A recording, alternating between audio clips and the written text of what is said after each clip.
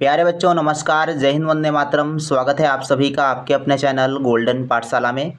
दोस्तों, national means cum merit scholarship exam, Hindi में बात करें तो राष्ट्रीय आयु योग्यता आधारित छात्रवृत्ति परीक्षा के लिए आज की वीडियो में भूगोल का सबसे महत्वपूर्ण चैप्टर पढ़ेंगे और इस चैप्टर का नाम है हमारा सौरमंडल। प्यारे बच्चों, अभी तक इस चैप्टर से सबसे अधिक प्रश्न पूछे गए हैं, तो काफ़ी महत्वपूर्ण वीडियो होने वाला है। आप सभी लोग वीडियो को लास्ट तक ज़रूर देखिएगा। यदि आप चाहते हैं कि हमारे अच्छे अंक आएँ और एक बेहतर तैयारी करने के लिए हमारे चैनल को सब्सक्राइब कर लें, साथ में बेल आइकन को ज़रूर प्रेस कर लें ताकि हर वीडियो की नोटिफिकेशन आप तक पहुंचती रहे। प्यारे बच्चों, हमारे चैनल के माध्यम से बिल्कुल निःशुल्क आप सभी के लिए तैयारी करवाई जाती है, तो चैनल को ज़्यादा से ज़्यादा शेयर कर दीजिए। और आइए शुरू करते हैं वीडियो को। तो बच्चों, पहला प्रश्न आपकी स्क्रीन पर दिया गया है। आप लोग इसका आंसर यदि आपको पता है तो आप लोग कमेंट सेक्शन में लिखिएगा। पहला प्रश्न कहता है कि पृथ्वी के सबसे नज़दीक स्थित तारा है। 2010 के परीक्षा में बच्चों ये पूछा गया प्रश्न है, पृथ्वी के सबसे नज़दीक तारा कौन सा है? मंगल, शुक्र, चंद्रमा या सूर्य? तो इसका बच्चों राइट आंसर हो जाएगा ऑप्शन नंबर डी, सूर्य। क्योंकि सूर्य जो है एक तारा है, बाकी मंगल, शुक्र ये जो है ग्रह दिए गए हैं और चंद्रमा आपका उपग्रह है, इसलिए डी ऑप्शन आपका बिल्कुल सही जवाब हो जाएगा। पृथ्वी के सबसे निकट तारा कौन सा है? तो आपका सूर्य हो जाएगा।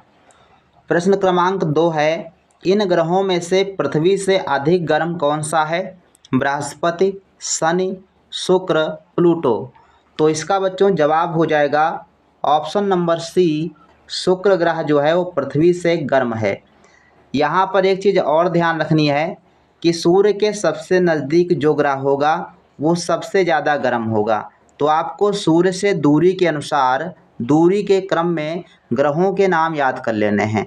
सबसे पहले आपका बुध ग्रह सूर्य के सबसे नज़दीक होता है, उसके बाद शुक्र ग्रह होता है और शुक्र के बाद पृथ्वी आती है, पृथ्वी के बाद मंगल होता है, मंगल के बाद आपका बृहस्पति आता है, फिर शनि आता है, फिर अरुण और उसके बाद वरुण आता है। तो ऐसे क्रम वाइज आप लिख करके याद कर लीजिए, इससे आपको जानकारी हो जाएगी कौन सा ग्रह किससे गर्म है या किससे ठंडा है, किससे दूर है, किससे नज़दीक है। तो इन प्रश्नों को जवाब आप सभी को आ जाएंगे। क्वेश्चन नंबर बच्चों 3 दिया गया है, किस ग्रह को पृथ्वी की बहन या पृथ्वी का जुड़वा ग्रह कहा जाता है? मोस्ट इम्पोर्टेंट प्रश्न है बच्चों। बुध, शुक्र, बृहस्पति या अरुण? तो सही जवाब बच्चों हो जाएगा ऑप्शन नंबर बी। जिन बच्चों ने बी ऑप्शन दिया है उनका बिल्कुल सही जवाब है। आप सभी लोग इसी प्रकार से आंसर कमेंट सेक्शन में लिखते रहिए। क्वेश्चन नंबर 4 दिया गया है, निम्नलिखित में से चंद्रमा क्या है? पुच्छल तारा, तारा, ग्रह या उपग्रह? 2015 की परीक्षा में बच्चों पूछा गया प्रश्न है और इसका सही जवाब हो जाएगा ऑप्शन नंबर डी, उपग्रह। चंद्रमा जो है ये एक उपग्रह है, ये प्राकृतिक उपग्रह है। ध्यान रखेंगे, चंद्रमा क्या है? प्राकृतिक उपग्रह है और पृथ्वी का एकमात्र उपग्रह। क्वेश्चन नंबर 5 है, भारत में उपग्रह छोड़ने का केंद्र कहाँ है? ऑप्शन है श्रीहरिकोटा, कटक, बेंगलुरु या थुम्बा? तो इसका बच्चों राइट आंसर हो जाएगा ऑप्शन नंबर ए, श्रीहरिकोटा जो है ये भारत में उपग्रह छोड़ने का केंद्र है, जिसको सतीश धवन अंतरिक्ष केंद्र भी कहते हैं। और इसके अलावा थुम्बा की बात करें तो थुम्बा पुराने टाइम में सबसे पहले जो उपग्रह छोड़े जाते थे वो थुम्बा से छोड़े जाते थे, और वर्तमान में बात करेंगे तो श्रीहरिकोटा आपको लगाना है। 6 नंबर प्रश्न है, लीप वर्ष में कितने दिन होते हैं? 365 दिन, 366 दिन, 386 दिन या 327 दिन? तो ऑप्शन नंबर सेकंड इसका सही जवाब हो जाएगा। 366 दिन होते हैं लीप वर्ष में। लीप वर्ष में 366 दिन होते हैं और एक सामान्य वर्ष में 365 दिन होते हैं। तो 2 बार बच्चों ये प्रश्न पूछा जा चुका है, 2012 और 2015 में, इसको ध्यान रखिएगा। 7 नंबर प्रश्न है, सूर्य के सबसे नज़दीक का ग्रह है बुध, पृथ्वी, मंगल या शनि? तो सूर्य के सबसे नज़दीक ग्रह है बुध। ऑप्शन नंबर ए आपका सही जवाब हो जाएगा। क्वेश्चन नंबर 8 दिया गया है, एक खगोलीय इकाई संबंधित है चंद्रमा एवं पृथ्वी के बीच की दूरी से, सूर्य एवं पृथ्वी के बीच की दूरी से, सूर्य एवं चंद्रमा के बीच की दूरी से, या इनमें से कोई नहीं। तो एक खगोलीय इकाई ये बच्चों संबंधित होता है सूर्य एवं पृथ्वी के बीच की दूरी से। तो ऑप्शन नंबर इसका बी बच्चों बिल्कुल सही जवाब है। जिन्होंने इसका बी आंसर दिया है उनका राइट है। क्वेश्चन नंबर 9 है, अंतर्राष्ट्रीय तिथिरेखा कहते हैं। अंतर्राष्ट्रीय तिथिरेखा किसे कहा जाता है? 180 डिग्री देशांतर, 280 डिग्री देशांतर, 80 डिग्री देशांतर, या 0 डिग्री देशांतर। तो अंतर्राष्ट्रीय तिथिरेखा बच्चों कहते हैं 180 डिग्री देशांतर। ऑप्शन नंबर फर्स्ट सही है। क्वेश्चन नंबर 10 है, 1 डिग्री अक्षांश कितने किलोमीटर को दर्शाता है? 2020 की परीक्षा में पूछा गया प्रश्न है और काफ़ी इम्पोर्टेंट प्रश्न है। इसको आप ज़रूर लिख कर याद करिएगा। 1 डिग्री अक्षांश जो होता है वो 111 किलोमीटर के बराबर होता है। ऑप्शन नंबर ए आपका सही है। क्वेश्चन नंबर 11 बच्चों दिया गया है, भारत निम्नलिखित में से किस गोलार्ध में स्थित है?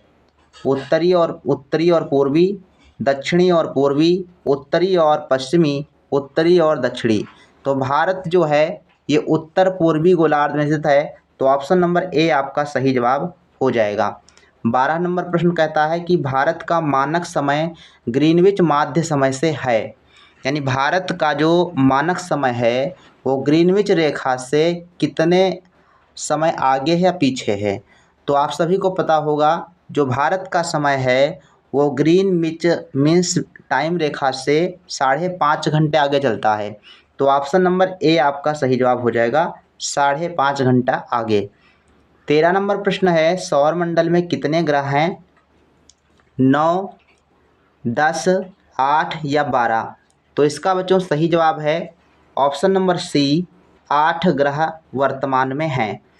इससे पहले 2006 में एक ग्रह का नाम है प्लूटो। तो प्लूटो को 2006 में ग्रह की श्रेणी से निकाल दिया गया था, हटा दिया गया था। 2006 से पहले 9 ग्रह थे, वर्तमान में 8 हैं। ठीक, तो इसको आप ध्यान रखेंगे। 14 नंबर प्रश्न कहता है कि GMT से क्या तात्पर्य है? General meridian time, Greenwich mean time, global mean time, या इनमें से कोई नहीं।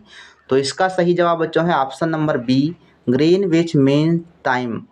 तो ऑप्शन नंबर आपका बी सही है। 15 नंबर क्वेश्चन बच्चों दिया गया है, चंद्रमा के अध्ययन को कहा जाता है।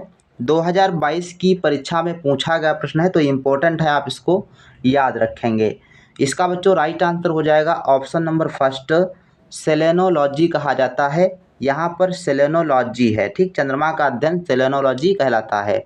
16 नंबर प्रश्न है, वह कौन सी तिथियां हैं जब दोनों गोलार्ध में दिन और रात बराबर होते हैं? 21 जून, 22 दिसंबर, 21 मार्च और 23 सितंबर, 21 जून एवं 22 दिसंबर। तो दोनों गोलार्धों में दिन और रात बराबर होते हैं 21 मार्च और 23 सितंबर को। तो ऑप्शन नंबर सी आपका बच्चों बिल्कुल सही जवाब हो जाएगा। ऑप्शन नंबर सी आपका सही है। इससे प्रश्न आपका पूछा जा सकता है, आप इसको ध्यान रखेंगे। 3 बार प्रश्न बच्चों पूछा जा चुका है, तो काफ़ी इम्पोर्टेंट प्रश्न है। 17 नंबर प्रश्न कहता है, भारतीय मानक समय किस रेखा पर अपनाया जाता है या किस देशांतर रेखा को भारतीय मानक समय से जोड़ा गया है? तो इसका बच्चों राइट आंसर हो जाएगा, क्वेश्चन नंबर 17 का सही आंसर हो जाएगा ऑप्शन नंबर बी, 82.5 डिग्री पूर्वी देशांतर। बी ऑप्शन इसका सही है। और ये जो रेखा है 82.5 डिग्री पूर्वी देशांतर, ये इलाहाबाद के नैनी क्षेत्र से होकर गुजरती है। तो ये भी आपका प्रश्न पूछा जा सकता है और 2023 की परीक्षा में पूछा गया प्रश्न है। इसके बाद बच्चों प्रश्न संख्या 18 पर चलते हैं। तो प्रश्न कहता है, सौरमंडल का सबसे अधिक गर्म ग्रह कौन सा है? सबसे अधिक गर्म ग्रह कौन सा है ये बताना है। शुक्र, मंगल, पृथ्वी या शनि। तो इसमें आप देखो, अगर दूरी के हिसाब से, सूर्य की दूरी के हिसाब से देखोगे तो शुक्र जो है दूसरे नंबर पर आता है। तो शुक्र ही आपका इसका राइट आंसर हो जाएगा, ऑप्शन नंबर फर्स्ट सही है। 19 नंबर प्रश्न कहता है कि हमारे सौर मंडल का सबसे बड़ा ग्रह कौन सा है। सबसे बड़ा ग्रह कौन सा है, मंगल, बृहस्पति, शनि या बुध। तो option number B is the right answer. Brihaspati जो है सौर मंडल का सबसे बड़ा ग्रह है और जो बुध ग्रह है यह सौर मंडल का सबसे छोटा ग्रह है। क्वेश्चन नंबर 20 है, सौर मंडल के 4 सबसे विशाल यानी बड़े ग्रह अवरोही क्रम में हैं। अवरोही का मतलब है सबसे बड़ा ग्रह पहले होना चाहिए, उसके बाद उससे छोटा, फिर उससे छोटा, फिर उससे छोटा, ऐसे जो है अवरोही क्रम में होता है। तो सौरमंडल का सबसे बड़ा ग्रह होता है बृहस्पति। तो ऑप्शन नंबर इसका बच्चों सही है। अगर आप गेस पर कर पा रहे हों तो ऑप्शन नंबर सी इसका बिल्कुल सही जवाब है। बृहस्पति, शनि, यूरेनस और नेपच्यून, ये जो ग्रह हैं ये हमारे सौरमंडल के सबसे बड़े ग्रह हैं। क्वेश्चन नंबर 21 है, निम्नलिखित में से कौन सा सौर परिवार से संबंधित नहीं है, अर्थात सौर परिवार का हिस्सा नहीं है। क्षुद्र ग्रह, धूमकेतु ग्रह, निहारिका। तो ये बच्चों हैं निहारिका। निहारिका जिसको आकाशगंगा कहा जाता है, ये आकाशगंगा जो है सौर परिवार का हिस्सा नहीं होता। बाकी क्षुद्र ग्रह, धूमकेतु ग्रह, उपग्रह, उल्कापिंड, ये सब जो है सौर परिवार के सदस्य होते हैं। 22 नंबर प्रश्न कहता है कि निम्नलिखित में से सबसे ठंडा कौन सा ग्रह है, मंगल, पृथ्वी, वरुण, बुध। तो अब सबसे दूर जो होगा, सूर्य से सबसे दूर जो होगा वो सबसे ठंडा होगा। तो ऑप्शन नंबर सी आपका बच्चों सही है, वरुण ग्रह सबसे ठंडा ग्रह है। 23 नंबर प्रश्न बच्चों है, सूर्य की बाह्यतम परत को कहते हैं वर्णमंडल, प्रकाश मंडल, क्रीट यानी कोरोना या स्थल मंडल। तो इसका बच्चों सही आंसर है ऑप्शन नंबर सी, क्रीट या कोरोना जो है सूर्य की सबसे बाहरी परत है। क्वेश्चन नंबर 24, किस ग्रह को सांध्य तारा के नाम से जाना जाता है। सांध्य तारा कहा जाए, चाहे सांझ का तारा कहा जाए या सुबह का तारा या भोर का तारा कहा जाए, सभी विशेषताएं पाई जाती हैं शुक्र ग्रह में। तो ऑप्शन नंबर सी आपका बिल्कुल सही जवाब हो जाएगा। शुक्र ग्रह को सांझ का तारा, भोर का तारा, पृथ्वी की बहन, पृथ्वी की जुड़वा या सबसे चमकीला ग्रह आदि नामों से जाना जाता है। 25 नंबर प्रश्न बच्चों कहता है कि पूर्व से पश्चिम की ओर परिक्रमण करने वाले ग्रह का नाम है शुक्र, यूरेनस, नेपच्यून या प्लूटो। तो बच्चों इसका सही जवाब है ऑप्शन नंबर ए, जो शुक्र ग्रह है ये पूर्व से पश्चिम की ओर परिक्रमण करता है। 26 नंबर प्रश्न कहता है कि सूर्य के सबसे निकट कौन सा ग्रह है, पृथ्वी, बुध, मंगल या शुक्र। तो सूर्य के सबसे निकट है बुध। ऑप्शन नंबर बी आपका सही जवाब हो जाएगा। इसके बाद बच्चों क्वेश्चन नंबर 27 दिया गया है, सुपरनोवा क्या है, पुच्छल तारा, ग्रहिका, विस्फोटी तारा या ब्लैक होल। तो सुपरनोवा ये बच्चों विस्फोटी तारा है। ऑप्शन नंबर सी आपका सही इसमें हो जाएगा।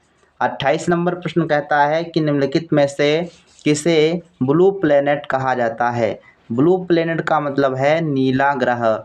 नीला ग्रह किसे कहते हैं, तो हमारी पृथ्वी जो है नीला ग्रह के नाम से जानी जाती है या अनोखा ग्रह इसको कहा जाता है।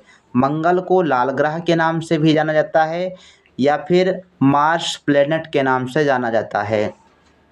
28 नंबर प्रश्न है, सबसे चमकीला ग्रह कौन सा है। इसका जवाब आप सभी लोग कमेंट सेक्शन में दीजिएगा, क्योंकि ये जवाब हम वीडियो में दे चुके हैं। अगर आपने ध्यान से वीडियो देखा होगा, ध्यान से सुना होगा तो इसका जवाब आपको आता होगा। सबसे चमकीला ग्रह कौन सा है, कमेंट सेक्शन में आप लोग लिखिएगा। 29 नंबर प्रश्न कहता है, चंद्रमा का प्रकाश पृथ्वी पर कितने समय में पहुंचता है। 2 सेकेंड, 2.25 सेकेंड, 1.125 सेकेंड या 1 सेकेंड। तो चंद्रमा का प्रकाश जो है पृथ्वी तक पहुंचने में लगभग 1.25 सेकेंड का टाइम लगता है। ऑप्शन नंबर सी आपका बच्चों सही है। 30 नंबर प्रश्न है, चंद्रमा का आकार पृथ्वी के आकार का कितना भाग है। चंद्रमा का जो आकार है पृथ्वी के आकार का लगभग 1/4 है। तो ऑप्शन नंबर 4 आपका बिल्कुल सही जवाब बच्चों हो जाएगा। क्वेश्चन नंबर 31 कहता है कि चंद्रमा पर पृथ्वी की तुलना में गुरुत्वाकर्षण बल कितना है। अब यहाँ पर गुरुत्वाकर्षण की बात पूछ रहा है, तो 1/6 भाग है वहाँ पर। अपने वहाँ यदि आप 1 फुट उछल जाएंगे तो चंद्रमा पर आप 6 फुट ऊपर उछल जाएंगे। इतना कम वहाँ पर गुरुत्वाकर्षण है। क्वेश्चन नंबर 32 है, पृथ्वी के घूमने के कारण एक पूर्णिमा से दूसरे पूर्णिमा तक अपनी कलाओं को पूरा करने में चंद्रमा कितना समय लगाता है।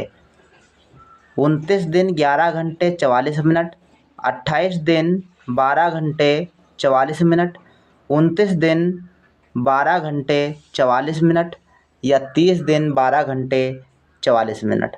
तो इसका बच्चों सही आंसर हो जाएगा 29 दिन 12 घंटे 44 मिनट, यानी लगभग जो है 29.5 दिन का टाइम लेता है। तो ऑप्शन नंबर सी आपका सही जवाब हो जाएगा। 33 नंबर प्रश्न है, चंद्रमा के आधार में प्रतिदिन आने वाले इस बदलाव को क्या कहते हैं। यानी अगर आप चंद्रमा को देखे होंगे बढ़ता हुआ दिखाई देगा 15 दिन तक, और फिर जो है 15 दिन तक घटता हुआ दिखाई देगा, और इसे क्या कहा जाता है, इसे चंद्रमा की कलाएं कहते हैं। ऑप्शन नंबर बी सही जवाब हो जाएगा। क्वेश्चन नंबर 34 है, पूर्णिमा से अमावस्या तक घटते चांद के पखवाड़े को क्या कहते हैं। शुक्ल पक्ष, कृष्ण पक्ष, शनि पक्ष या अग्नि पक्ष। तो पूर्णिमा से अमावस्या तक जब चांद घटता है तो उसे कृष्ण पक्ष कहा जाता है। ऑप्शन नंबर बी सही जवाब हो जाएगा इसमें। और क्वेश्चन नंबर 35 दिया गया है, अमावस्या से पूर्णिमा तक बढ़ते चांद के को क्या कहते हैं। जब अमावस्या से पूर्णिमा तक चांद बढ़ता दिखाई देगा तो उसको बच्चों शुक्ल पक्ष कहा जाता है। ऑप्शन नंबर ए आपका सही जवाब इसमें हो जाएगा। तो इसको आप ध्यान रखेंगे, तो जब जो है चांद जो है बढ़ता दिखाई दे तो शुक्ल पक्ष होगा, और जब घटता हुआ दिखाई दे तो वो कृष्ण पक्ष हो जाएगा। क्वेश्चन नंबर 36 है, चंद्रमा पर सबसे पहले पहुंचने वाले व्यक्ति कौन थे। नील आर्मस्ट्रांग और एडविन एल्ड्रिन, और बी ऑप्शन दिया गया है एल्ड्रिन, सी ऑप्शन है नील आर्मस्ट्रांग, और डी ऑप्शन है नील प्लोर। तो इसका बच्चों 36 नंबर में सही जवाब हो जाएगा ऑप्शन नंबर ए। ये दोनों लोग जो है चंद्रमा पर पहुंचने वाले व्यक्ति थे, और ये जो है 20 जुलाई 1969 को संयुक्त राज्य अमेरिका के द्वारा अपोलो 11 मिशन के अंतर्गत चंद्रमा पर पहुंचे थे। तो इसको आप ध्यान रखेंगे, कब पहुंचे थे, तो 20 जुलाई 1969 है ना, 20 जुलाई 1969। ऑप्शन नंबर फर्स्ट सही है। 37 नंबर बच्चों प्रश्न कहता है, किस अंतरिक्ष यान से अंतरिक्ष यात्री चंद्रमा पर गए थे। अपोलो प्रथम, अपोलो तृतीय, अपोलो तृतीय या अन्य कोई। तो इसका जवाब हो जाएगा अन्य कोई। अब ये क्यों हो जाएगा, क्योंकि हमने आपको बताया ना कि जो अंतरिक्ष यात्री थे वो गए थे अपोलो 11 मिशन से, अपोलो 11 से गए थे, और यहाँ पर अपोलो 11 का ऑप्शन दिया नहीं गया है, इसलिए ऑप्शन नंबर डी सही हो जाएगा। 38 नंबर प्रश्न कहता है, अंतरिक्ष में सबसे पहले पहुँचने वाले भारतीय थे। राकेश शर्मा, कल्पना चावला, सचिन तेंदुलकर, इनमें से कोई नहीं। तो अंतरिक्ष में पहुंचने वाले पहले भारतीय थे राकेश शर्मा, और ये बच्चों गए थे 1984 ईस्वी में। 1984 ईस्वी में जो है सोवियत संघ के अंतरिक्ष यान सोयूज टी से जो है यात्रा किए थे।